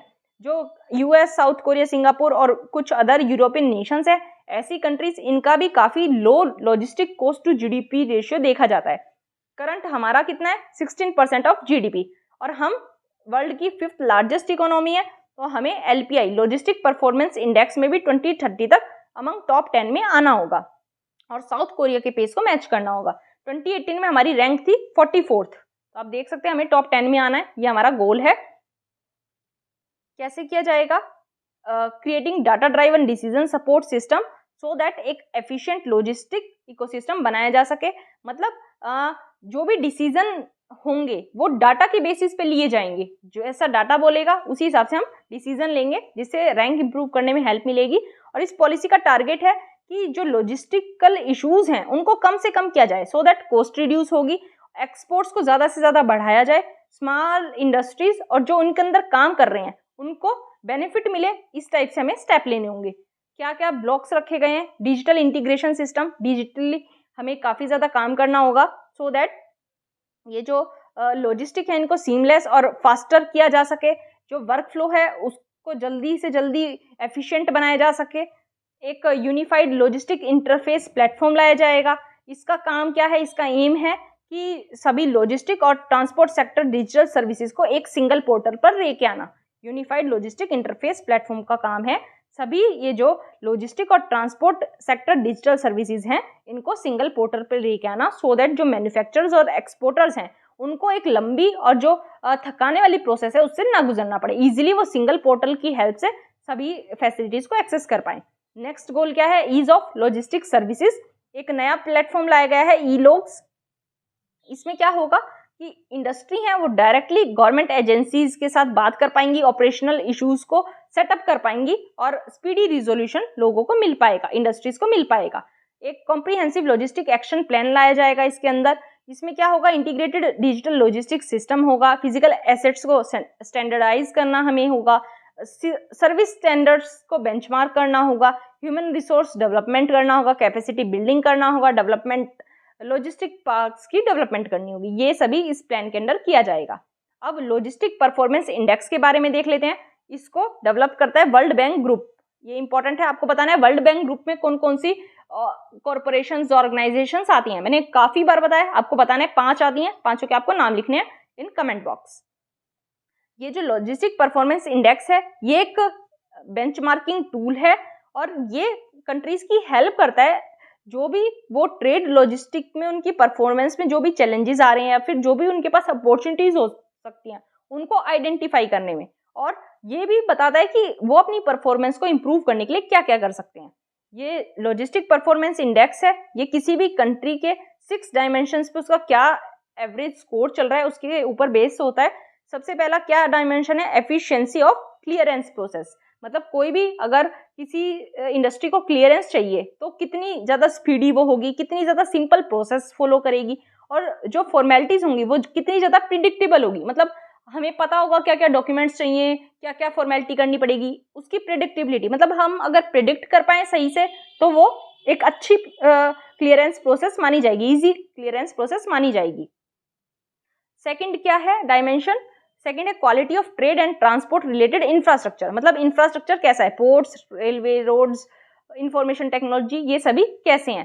थर्ड है ease of arranging competitively priced shipments, shipment का क्या प्राइस है और क्या वो प्राइस कॉम्पिटिटिव है या नहीं है, ये देखना। फोर्थ है competence and quality of logistic services, मतलब जो सर्विसेज हैं उनकी क्या क्वालिटी है, क्या उनके रेट्स हैं, और क्या वो जो इंटरनेशनल लेवल है उनके साथ कॉम्पीट कर पा रही हैं या नहीं। कौन कौन सी लॉजिस्टिक सर्विसेज, जैसे ट्रांसपोर्ट ऑपरेटर्स, कस्टम ब्रोकर्स, ये सभी। उसके बाद ability to track and trace consignment, क्या हम इतने डिजिटली डेवलप्ड हैं कि हम उनको ट्रेस कर पाएं, उनको ट्रैक कर पाएं। और नेक्स्ट क्या डायमेंशन है, timeliness of shipments in reaching destinations with in the scheduled और एक्सपेक्टेड डिलीवरी टाइम, कि जो शिपमेंट होंगी वो अपनी डेस्टिनेशन पे क्या शेड्यूल्ड टाइम पे या फिर एक्सपेक्टेड डिलीवरी टाइम तक पहुंच पाती हैं या नहीं। इन 6 डायमेंशंस के बेसिस पे क्या होता है, किसी भी कंट्री का लॉजिस्टिक परफॉर्मेंस इंडेक्स में स्कोर डिसाइड किया जाता है। मैंने आपको बताया 2018 में इंडिया की रैंक थी 44 और हमारा गोल है 2030 तक टॉप 10 में आना, इसमें यही इंपॉर्टेंट था। नेक्स्ट आर्टिकल हमारे पास है कि स्टेट बैंक ऑफ इंडिया है, इसने 4000 करोड़ रुपीज रेज किए हैं विया टीयर 2 बॉन्ड्स। तो ये कैसे किया है, ये इसने किया है बेसल 3 कंप्लाइंट टीयर 2 बॉन्ड्स की हेल्प से। हम देख लेते हैं बेसल 3 कंप्लायंस टीयर 2 बॉन्ड्स हैं क्या, पूरा देख लेते हैं। जो भी ऐसे बॉन्ड्स हैं जो कि टीयर 2 कैपिटल के अंडर आते हैं उनकी फेस वैल्यू होती है हर बॉन्ड की 10 लाख रुपीज ईच, और ये 6.24% पर एनम का कूपन रेट बियर करते हैं, और इनका जो रेट है वो एनुअली पे किया जाता है for a tenure of 10 years. ये कॉल ऑप्शन होता है इन बॉन्ड्स में 5 साल के बाद। कॉल ऑप्शन होता क्या है, कॉल ऑप्शन का मतलब क्या है कि जो बॉन्ड्स का इशूअर होगा वो मैच्योरिटी डेट से पहले वापस ले सकता है बॉन्ड्स, केवल प्रिंसिपल अमाउंट अगर वो इन्वेस्टर को पे कर दे तो उसके थ्रू वो अपने बॉन्ड्स वापस ले सकता है बिफोर द मैच्योरिटी डेट, इसको कहा जाता है कॉल ऑप्शन। तो ये कॉल ऑप्शन हो जाता है 5 ईयर्स के बाद अलाउड। अब बेसल की गाइडलाइंस देख लेते हैं। बेसल गाइडलाइंस सेंट्रल बैंक के ग्रुप्स ने कुछ सुपरवाइजरी स्टैंडर्ड फॉर्मुलेट किए हैं जिनको basal committee on banking supervision कहा जाता है। ये सभी एग्रीमेंट बीसीबीएस ने एग्री किए हैं जिनका मेन फोकस है कि बैंक्स और फाइनेंशियल सिस्टम के रिस्क पे फोकस करना। इसी को बेसल अकॉर्ड भी कहा जाता है। बेसल एक सिटी है स्विट्जरलैंड में और हेडक्वार्टर्स है बीआईएस का, ब्यूरो ऑफ इंटरनेशनल सेटलमेंट का बेसल में। जो इसका पर्पस है बेसल अकॉर्ड का क्या है कि फाइनेंशियल इंस्टीट्यूशंस के पास इनफ कैपिटल होनी चाहिए सो दैट वो अपनी ऑब्लिगेशंस को भी मीट कर पाएं और कोई अनएक्सपेक्टेड लॉस अगर हो जाता है तो उसको भी वो मीट कर पाएं। बेसल 1 के बारे में देख लेते हैं क्योंकि बेसल 3 की नॉर्म्स के अकॉर्डिंग टीयर 2 बॉन्ड्स के थ्रू एसबीआई ने रेज किया है रुपीज 4000 करोड़ रुपीज उसकी हेल्प से, बेसल 3 की हेल्प से। बेसल 1 और बेसल 2 के बारे में भी देखना इंपॉर्टेंट हो जाता है। बेसल 1 को 1988 में इंट्रोड्यूस किया गया था और इसका फोकस पूरा का पूरा क्रेडिट रिस्क पे था और इसने बैंक्स के लिए क्या कैपिटल है, क्या स्ट्रक्चर होगा रिस्क वेट का, इसको डिफाइन किया था। जो मिनिमम कैपिटल रिक्वायरमेंट थी 8% पे फिक्स थी, जो भी रिस्क वेटेड एसेट्स होंगे उनके 8% पे इसकी मिनिमम कैपिटल रिक्वायरमेंट होती थी। और इंडिया ने बेसल 1 गाइडलाइंस को 1999 में अडॉप्ट कर लिया था। बेसल 2 गाइडलाइंस आई 2004 में। ये 3 पैरामीटर्स के ऊपर बेस थी। क्या बेसिस थे कि जो बैंक्स हैं उनको एक मिनिमम कैपिटल एडिक्वेसी रिक्वायरमेंट है कि वो अपने जो रिस्क एसेट्स हैं, मतलब जो एसेट्स रिस्क की हैं उनका 8% वो मेंटेन करके रखें। और बैंक्स को ऐसा मैनेजमेंट टेक्निक्स डेवलप करनी है सो दैट कि वो सभी टाइप्स के रिस्क को मॉनिटर भी कर पाएं और मैनेज भी कर पाएं। 3 टाइप्स के रिस्क की बात हुई थी बेसल 2 में, ऑपरेशनल रिस्क, मार्केट रिस्क और कैपिटल रिस्क। और बैंक्स को अपना रिस्क एक्सपोजर सेंट्रल बैंक को डिस्क्लोज करना मैंडेटरी था। अब बेसल 3 की बात कर लेते हैं, यही इंपॉर्टेंट है, इसी के बारे में आर्टिकल आया है, 2010 में आया था, बेसल 3 गाइडलाइंस को रिलीज किया गया और जब 2008 में फाइनेंशियल क्राइसिस आया था उसके रिस्पॉन्स में ये गाइडलाइंस जारी की गई। बेसल 3 में क्या होता है कि जो मोस्टली बैंकिंग एक्टिविटीज़ हैं उनको ज़्यादा कैपिटल इंटेंसिव बनाना, और ये गाइडलाइंस है, ये ज़्यादा रेजिलिएंट बैंकिंग सिस्टम को प्रमोट करने का इनका एम है, सो दैट जो 4 वाइटल बैंकिंग पैरामीटर्स हैं जैसे कैपिटल, लेवरेज, फंडिंग और लिक्विडिटी, इनके ऊपर अच्छे से फोकस किया जा सके, यही इनका एम है। इसमें यही इंपॉर्टेंट था, गाइडलाइंस के बारे में आपको पता होना चाहिए। नेक्स्ट जो आर्टिकल है बहुत इंटरेस्टिंग आर्टिकल है, हमारे रियल लाइफ से कनेक्ट करेगा, आपको अच्छे से समझना है। श्रिंकफ्लेशन, ये टर्म आ सकती है, क्वेश्चन बन के भी आ सकता है, आपको अच्छे से ध्यान रखना है इसको। श्रिंकफ्लेशन होता क्या है, किसी भी प्रोडक्ट के रिटेल प्राइस को बढ़ाए बिना, मतलब रिटेल प्राइस को मेंटेन करते हुए किसी भी प्रोडक्ट में टेम्परिंग करना, मतलब चेंजेस करना without changing it's retail price. या फिर और अच्छे से समझें तो श्रिंक इन्फ्लेशन क्या होता है कि जब किसी प्रोडक्ट की क्वांटिटी को कम कर दिया जाता है लेकिन उसका प्राइस जो है वो सेम रखा जाता है। अब यहीं के एग्जांपल देख लीजिए, जो हमारे लेस के चिप्स आते हैं उसमें चिप्स की क्वांटिटी कम कर दी जाएगी लेकिन वो पैकेट जो आएगा वो 10 रुपीज़ का ही रखा, तो वो केस हो गया श्रिंकफ्लेशन का। आई होप आपको समझ आ गया होगा।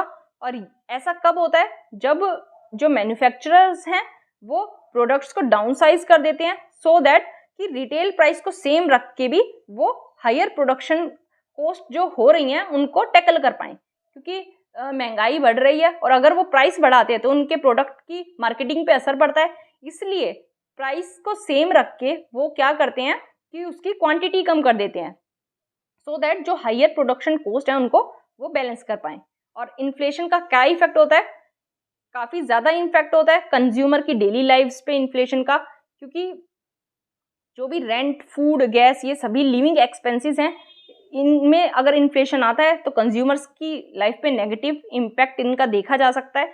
जो श्रिंकफ्लेशन है ये अगर लोगों को पता चल जाए कि होता है तो लोग सामान खरीदेंगे ही नहीं, लेकिन श्रिंकफ्लेशन की वजह से होता क्या है कि कंज्यूमर्स ऐसा बिलीव करके चलते हैं कि जो ब्रांड ये खरीदने जा रहे हैं उसके ऊपर इन्फ्लेशन का कोई असर नहीं पड़ा है। क्योंकि अगर आप देखेंगे तो मतलब आज से मैं 7-8 साल पहले देखूं तो भी लेज 10 रुपए का मिलता था, आज भी लेज 10 रुपए का मिल रहा है, तो कंज्यूमर्स को क्या लगेगा कि इन प्रोडक्ट्स के ऊपर, इन ब्रांड्स के ऊपर इन्फ्लेशन का कोई इफेक्ट नहीं पड़ा है।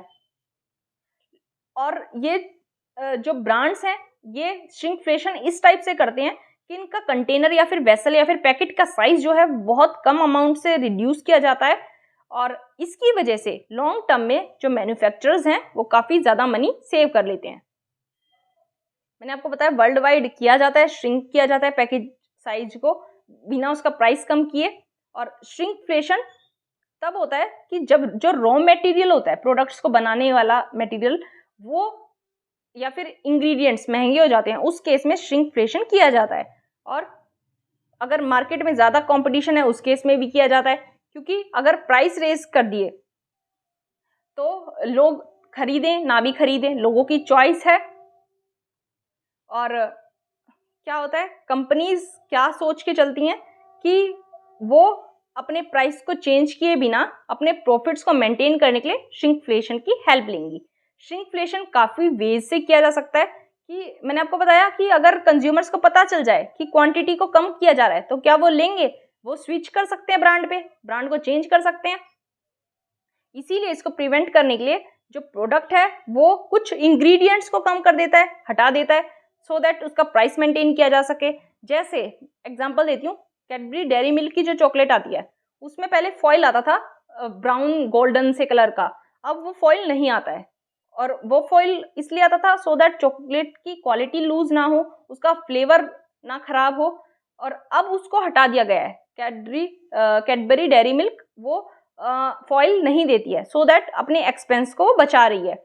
इसी तरह से किया जाता है कंपनियों के द्वारा, और ये प्रोडक्ट्स की डाउन साइजिंग करके मैन्युफैक्चरर्स अपने कॉस्ट को रिड्यूस कर लेते हैं।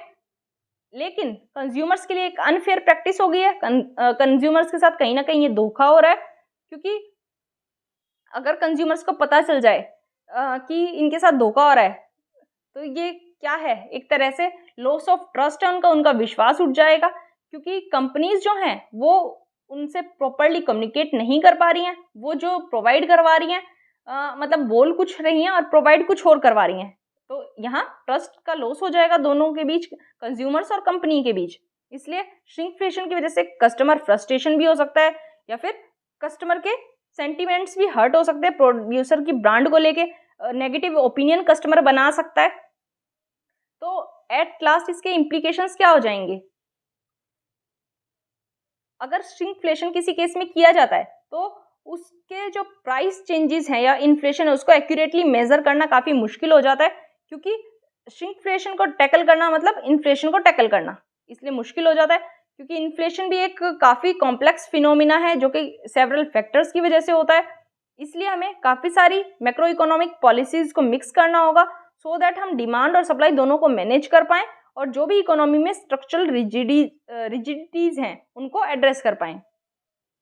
इंडिया ने आरटीआई एक्ट लाया था और कंज्यूमर के पास भी ये राइट है, कंज्यूमर प्रोटेक्शन एक्ट 2019 के अंदर, कि उसे सभी प्रोडक्ट्स की राइट इन्फॉर्मेशन मिलनी चाहिए, और उसके पास कंज्यूमर के पास ये राइट हो जाता है कि वो किसी भी प्रोडक्ट की quality, quantity, potency, purity, standard और प्राइस ऑफ गुड्स के बारे में सही जानकारी ले सकता है। इसलिए जो सेंट्रल कंज्यूमर प्रोटेक्शन अथॉरिटी है इसको कुछ ऐसी गाइडलाइंस लानी चाहिए सो दैट कस्टमर्स को इन्फॉर्म किया जा सके जब भी किसी प्रोडक्ट का वेट रिड्यूस किया जाए, और सो दैट कंज्यूमर्स को फूल बनने से बचाया जा सके। इसमें यही इंपॉर्टेंट था, कॉन्सेप्ट इंपॉर्टेंट है। श्रिंकफ्लेशन आपको ध्यान रखना है, श्रिंकफ्लेशन है क्या, आप एग्जाम्पल के साथ जोड़ के रखिए इसको, डेयरी मिल्क और लेज का एग्जाम्पल रखिए, आपको याद रह जाएगा टॉपिक है क्या।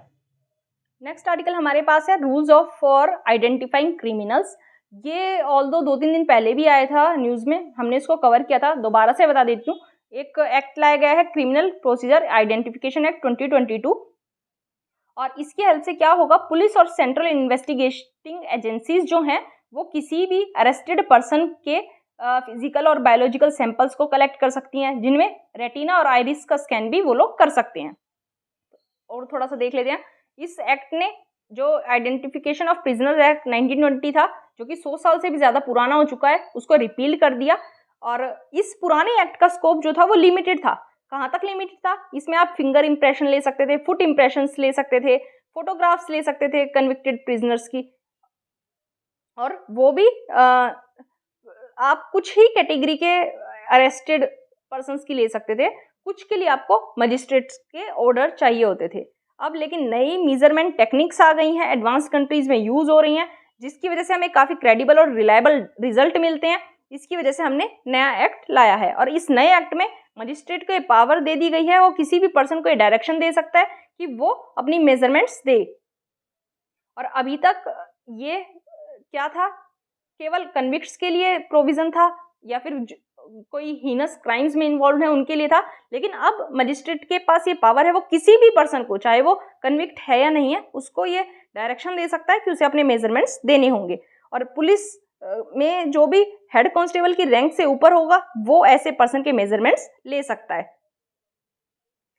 कोई भी रूल्स के अकॉर्डिंग जो मेजरमेंट्स हैं उनमें क्या क्या आएगा, finger impressions, palm print, footprint, photograph, iris and retina scan, physical biological samples, their analysis, behavioural attributes जैसे सिग्नेचर, हैंडराइटिंग, या फिर कोई और एग्जामिनेशन जिसका जिक्र किया गया है सेक्शन 53 या सेक्शन 53A में कोड ऑफ क्रिमिनल प्रोसीजर 1973 के।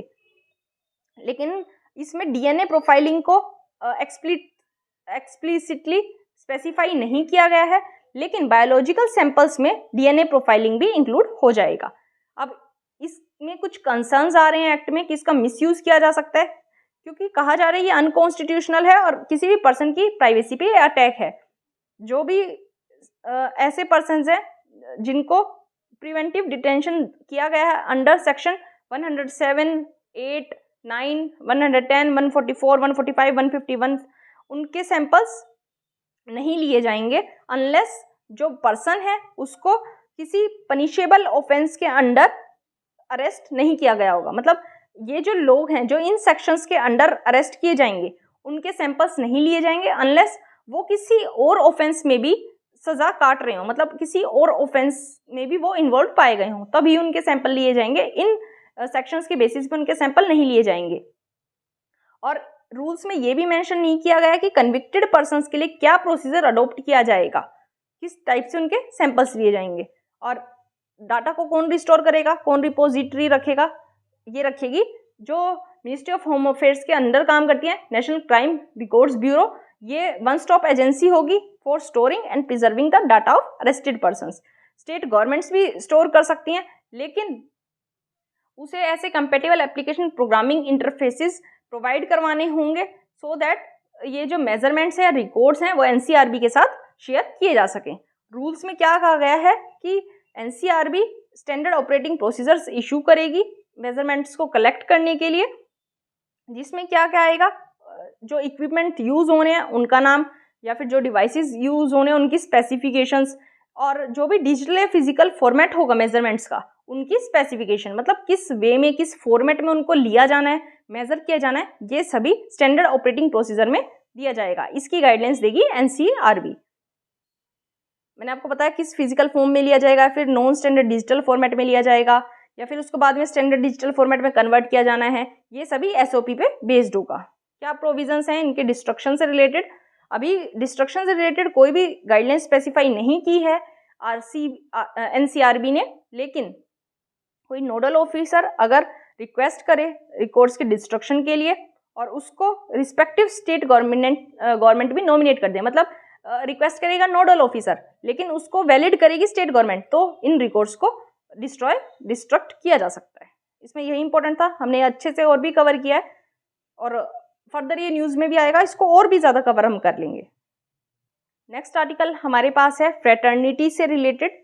तो हमें पता है कि लिबर्टी, इक्वलिटी एंड फ्रेटर्निटी, कौन से कंट्री से हमने ये तीनों वर्ड्स अपने कॉन्स्टिट्यूशन में लिए हैं, ये आपको बताना है, आपके लिए काम है। ये स्टैटिक पोर्शन का क्वेश्चन है। देख लेते हैं थोड़ा सा इस आर्टिकल के बारे में, ऑल्दो इसमें बहुत ज़्यादा कुछ इंपॉर्टेंट है नहीं, स्टैटिक पोर्शन है कि हमारा आर्टिकल 51A क्या कहता है कि हमें अपनी फंडामेंटल ड्यूटीज़ के साथ एडहियर करना चाहिए। और फंडामेंटल ड्यूटीज़ आपको पता है 42nd अमेंडमेंट से ऐड की गई थी हमारे कॉन्स्टिट्यूशन में, ओरिजिनल कॉन्स्टिट्यूशन में ये प्रेजेंट नहीं थी। क्या कहती है फंडामेंटल ड्यूटीज़ वाला आर्टिकल 51A की ई पार्ट जो है इसका, वो कहता है कि duty of every citizen of India to promote harmony and the spirit of common among all the people of India, transcending religious, linguistic and regional और sectional diversities। मतलब हमें हारमोनी को प्रमोट करना है और सभी इंडिया के जो पीपल हैं उनको कॉमननेस का स्पिरिट देना है। जो रिलीजियस, लिंग्विस्टिक या रीजनल डाइवर्सिटीज़ हैं उनको हमें इग्नोर करते हुए सभी को एक समान कॉमन मानना है, और ये सभी इंडिविजुअल सिटीजन की रिस्पॉन्सिबिलिटी बनती है। ये जो फ्रेटर्निटी का आइडिया है वो किस बेसिस पे बेस है कि पीपल जो हैं उनकी एक दूसरे के लिए रिस्पॉन्सिबिलिटी बनती है। ये फ्रेंच रिवॉल्यूशन के बाद आई थी ये टर्म, और इसमें क्या कहा गया था, do not do to others what you would not want them to do to you. मतलब दूसरों के साथ आप वैसा बिहेव मत करो जैसा आप चाहते हो कि वो आपके साथ ना करें। अब इनइक्वालिटी के बारे में थोड़ा सा देख लेते हैं क्या इसका सिनेरियो है। इनइक्वालिटी जो है हमारी सोसाइटी के डिफरेंट सेगमेंट्स में है, कहीं इकोनॉमिक मैटर्स में है, कहीं रीजनल है, कहीं कास्ट के बेस पे है, कहीं रिलीजियस इश्यूज पे है। कई बार इसको बोल के बता दिया जाता है, कई बार केवल अंडरस्टेट किया जाता है, और कई बार केवल अज्यूम किया जाता है। सोशियोलॉजिस्ट जो हैं उन्होंने 9 कैटेगरी ढूंढी है पीपल की, जो कि सोशली, पॉलिटिकली या इकोनॉमिकली एक्सक्लूड रहते हैं, जिनमें दलित, आदिवासी, वीमेन और रिलीजियस माइनॉरिटीज इंक्लूडेड हैं। अभी रिसेंट स्टडीज हुई हैं, उनके अकॉर्डिंग जो रिलीजियस माइनॉरिटीज हैं, जो हमारी इंडियन पॉपुलेशन का 20% कॉन्स्टिट्यूट करती है, उनके साथ हमेशा डिस्क्रिमिनेशन होता आया है। और ये आर्ग्यूमेंट की जाती है कि वायलेंस जो है वो केवल एक्सीडेंटल नहीं है, बल्कि किसी नेशन का फाउंडेशन के लिए एक इंटीग्रल पार्ट है, और हमें फ्रेटर्निटी को कोएग्जिस्ट करवाने की, मतलब भाईचारे को प्रमोट करने की एक बहुत बड़ी नीड हो जाती है, सो दैट जो सोसाइटी के डिफरेंट सेगमेंट्स हैं उनके बीच में सोशल कोहेजन बनाया जाए, उनके सोशल इंटरेक्शन को रिस्टोर किया जाए। इसके लिए हमें काम करना होता है। उसके बाद हमारा जो कॉन्स्टिट्यूशन है वो क्या डिस्क्राइब करता है, a union of states. Sardar Vallabh Bhai Patel ने क्या कहा था, the inspiration and the stimulus came from above rather than from below, and unless the transplanted growth takes a healthy root in the soil there will be a danger of collapse and chaos. उन्होंने कहा था कि roots healthy होनी चाहिए soil की, तभी हम एक इंस्पिरेशन बन पाएंगे लोगों के लिए, अपनी ग्रोथ को एक स्टिमुलस दे पाएंगे, अदरवाइज हम कोलैप्स कर जाएंगे। जो 1952 में बी आर अम्बेडकर जी ने कॉन्स्टिट्यूएंट असेंबली में स्पीच दी थी, उसमें इन्होंने क्या कहा था कि conditions president for the successful working of democracy. उसमें कुछ कंडीशंस इन्होंने दी थी जो कि डेमोक्रेसी की सक्सेसफुल वर्किंग के लिए ज़रूरी थी। क्या था वो, कि इनइक्वालिटीज की अब्सेंस, अपोजिशन की presence, equality of law and administration, observance of constitutional morality, avoidance of tyranny of majority over minority, और एक uh functioning of moral order in society, public conscience. Simple terms हैं, आपको समझ आ गई होंगी, कुछ है नहीं इसमें, सिंपल इंग्लिश में है। ये सभी होंगी तभी हम क्या कर पाएंगे, एक सक्सेसफुल वर्किंग डेमोक्रेसी बना पाएंगे, ऐसा बी आर अम्बेडकर जी ने कहा था। ओवर टाइम अनइवन डेवलपमेंट हमारी कंट्री में देखी गई, डिफरेंट स्टेट्स में डिफरेंट डेवलपमेंट हो रही है, और रीजनल और लिंग्विस्टिक डाइवर्सिटी इनकी एक वजह हो सकती है। अब बात आती है लीडरशिप की। ये जो रीजनल डाइवर्सिटी है, लिंग्विस्टिक आइडेंटिटी है, और ये जो डाइवर्जिंग पॉलिटिकल ओरिएंटेशंस हैं, ये एविडेंस हैं कि एक स्ट्रॉन्ग लीडरशिप की ज़रूरत है, सो दैट सभी को एक कॉमन रूफ के नीचे कलेक्ट किया जा सके, इकट्ठा किया जा सके। जो पहले दो डायमेंशंस हैं, रीजनल डाइवर्सिटी और लिंग्विस्टिक आइडेंटिटी, ये फिजिकल और सोशल रियलिटीज़ हैं, लेकिन जो थर्ड वाला है, ये जो पॉलिटिकल ओरिएंटेशंस हैं, ये क्या है, इन्हीं का बाय प्रोडक्ट है, डाइवर्सिटी का बाय प्रोडक्ट है। और हमारा आर्टिकल 51A मैंने आपको बताया, ये सिटीजन्स को डिफ्रेंशिएट नहीं करता है किसी भी कैटेगरी पे, ना रिलीजियस के बेसिस पे, ना लिंग्विस्टिक बेसिस पे, ना ही पॉलिटिकल बेसिस पे। इसलिए सभी की ड्यूटी है इसको यूनिवर्सल बनाना, हमारा गोल होना चाहिए। इस आर्टिकल में यही था, ये समझने का था आर्टिकल, ऑल्दो ज़्यादा इसमें कुछ नहीं था। नेक्स्ट आर्टिकल बहुत ज़्यादा इंपॉर्टेंट है, ये पूरा समझने का है कि जो नया हमारे बीच में और चाइना के बीच में स्टेटस क्यों आया है, ये हमारे लिए कितना रिस्की है। पूरा इशू आप अच्छे से समझिएगा। हमारे और चाइना के जो रिलेशंस हैं वो तब से ज़्यादा ख़राब हो गए जब से मिड 2020 में लाइन ऑफ एक्चुअल कंट्रोल पे काफ़ी ज़्यादा इनकर्जन्स हमारे बीच हुए हैं। और इस हफ्ते हमने देखा है राइवल्स के बीच में थोड़ी प्रोग्रेस हुई है, बातचीत हुई है, दोनों आर्मीज़ ने एंगेज ऑफ कर दिया है, कंप्लीट डिसएंगेजमेंट कर दिया है। PP-15 से, पेट्रोलिंग पॉइंट 15 से अपनी ट्रूप्स को पीछे ले गए हैं और एक डीमिलिटराइज बफर जोन क्रिएट कर दिया है। और हमें पता है अब SCO की समिट हुई थी, वहाँ भी हमारे और चाइना के लीडर, हमारे PM और वहाँ के लीडर साथ में मिले थे, तो थोड़ा सा नेगोशिएशंस हुआ है, थोड़ी बातचीत हुई है। जो दोनों कंट्रीज़ के बीच स्टेप्स लिए गए, दोनों न्यूक्लियर आर्म्ड राइवल्स हैं, वो इम्पोर्टेंट हो जाते हैं इनके स्टेप्स, क्योंकि ये इंडिया के लिए बहुत ज़्यादा रिस्क रखते हैं। जो स्टेप अब लिए गए हैं इंडिया के लिए, ये एक तरह से काफ़ी रिस्की हैं। कैसे हैं, जो अभी LAC का इशू है वो अनसेटल्ड है, उसके ऊपर कोई बातचीत नहीं हुई है, और जो बफर जोन्स इस क्राइसिस की वजह से प्रोड्यूस किए गए हैं, उसमें इंडिया की एबिलिटी कम हो गई है उसकी अपनी टेरिटरी को पेट्रोलिंग करने की। मतलब इंडिया की ही एबिलिटी कम हुई है कि वो अपने टेरिटरी पे कम क्लेम कर पाएगा, कम अपनी टेरिटरी को पेट्रोल कर पाएगा। और इंडिया और चाइना ने दोनों ने एक एग्रीमेंट साइन कर लिया है कि जो बाकी दो कन्फ्रंटेशन साइट्स थी, देपसंग और डेमचोक, इन दोनों के ऊपर बातचीत करने के लिए दोनों एग्री हो गए हैं कि इसको अभी बाद में बात करेंगे। और बफर जोन्स और दीपसंग का स्टेटस जो है, ये दोनों चाइना के ऑब्जेक्टिव को सूट करता है, क्योंकि इंडिया की जो मिलिट्री एक्टिविटीज़ हैं LAC के पास, वो इससे क्या हो जाती हैं, लिमिटेड हो जाती हैं। देपसंग और डेमचोक में ये जो पोस्टपोन कर दिया है सेटलमेंट की बात, इसकी वजह से इंडिया की मिलिट्री की कैपेबिलिटी LAC के पास लिमिटेड हो जाती है, इसलिए इंडिया का ही नुकसान इसमें हुआ है। और अभी भी मिलिट्री थ्रेट जो है वो कम नहीं हुआ है, बल्कि ये क्राइसिस जो है वो टाइम के साथ बढ़ेगा ही, क्योंकि जो फ्यूचर राउंड्स होंगे बातों के उसमें डिसएंगेजमेंट और डी एस्केलेशन की बात होगी और ये फोर्सेस और भी पीछे हटती जाएंगी, हमारी इंडियन फोर्सेस। इसलिए हमारे लिए इस स्टेटस क्यो पे पहुंच पाना मुश्किल हो जाएगा, क्योंकि अब क्या हुआ है, PP15 पे बातचीत हुई है तो हमारी ट्रूप्स को पेट्रोलिंग के लिए वहां से हटा दिया गया, वहां हम पेट्रोलिंग नहीं कर सकते, हमारा नुकसान है। और अब वापस पीछे जाना मतलब उस एरिया को अपनी पेट्रोलिंग में शामिल करना हमारे लिए मुश्किल हो गया है। इसलिए अल्टीमेट नुकसान जो है वो इंडिया का ही है। दोनों साइड्स जो हैं, इंडिया और चाइना, दोनों ही बॉर्डर के पास अपना परमानेंट मिलिट्री इंफ्रास्ट्रक्चर बनाना चाहती हैं सो दैट कि वो बॉर्डर के पास अपनी सर्च फोर्सेस को रख पाएं। लेकिन चाइना क्या है, इंडिया को आउटपेस कर गया है, इंडिया से काफ़ी ज़्यादा आगे निकल गया है इस डेवलपमेंट में। हेलीपैड्स उसने बना लिए हैं, कम्युनिकेशन नोड्स उसने बना लिए हैं, और हमें पता है चाइना अरुणाचल प्रदेश को भी अपनी टेरिटरी क्लेम करता है। और जैसे उसने अपनी मैरीटाइम क्लेम्स को प्रेस किया था एक बार, और इसकी जिस हिसाब से कैपेबिलिटीज़ बढ़ रही हैं, इसकी जैसे मिलिट्री बिल्टअप इसका बढ़ रहा है, तो इसका जो प्रेशर है हमारे ऊपर और भी ज़्यादा बढ़ जाएगा। जिस हिसाब से चाइना जो है अपनी कैपेबिलिटीज़ बढ़ा रहा है टाइम टू टाइम, इसका खतरा हमारे लिए और भी ज़्यादा बढ़ जाता है। और एक डेलिब्रेट अटैक के बिना दोनों की जो इंक्रीजिंग कैपेबिलिटीज़ हैं और मोबिलिटी है, उसका मतलब क्या है कि एक क्राइसिस हो गया है LAC के ऊपर, और इसकी वजह से अभी एक कॉन्फ्लिक्ट भी ट्रिगर हो सकता है और ज़्यादा लार्ज मिलिट्री स्टैंड ऑफ हो सकता है। क्योंकि अभी क्या होता है, अभी छोटा स्टैंड ऑफ हुआ था दोनों कंट्रीज़ के बीच, इंडिया और चाइना के बीच, उसी में चाइना जीत गया, एक तरह से इनडायरेक्टली चाइना जीत गया, क्योंकि इंडियन ट्रूप्स को इससे नुकसान हुआ। चाइना न्यूट्रल रहा लेकिन नुकसान हुआ इंडियन ट्रूप्स को। तो जैसे अपनी कैपेबिलिटीज चाइना बढ़ा रहा है, उसको यूज करते हुए एक लार्ज मिलिट्री स्टैंड ऑफ भी चाइना कर सकता है LAC पे कहीं भी, चाहे लद्दाख वाले रीजन में, चाहे अरुणाचल प्रदेश वाले रीजन में।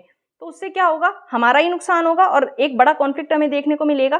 स्ट्रेटेजिक इम्प्लीकेशंस क्या होंगी, जो लैंड बॉर्डर है, हमारी आज की मिलिट्री की जो प्रायोरिटी बन गया है वो लैंड बॉर्डर है।